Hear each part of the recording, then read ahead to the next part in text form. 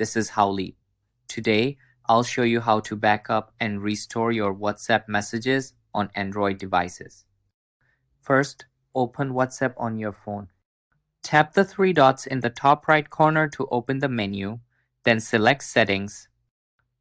Next, go to Chats and then tap on Chat Backup. To create a backup, tap on Backup Now. You can also set up automatic backups by selecting Backup to Google Drive and choosing your preferred backup frequency.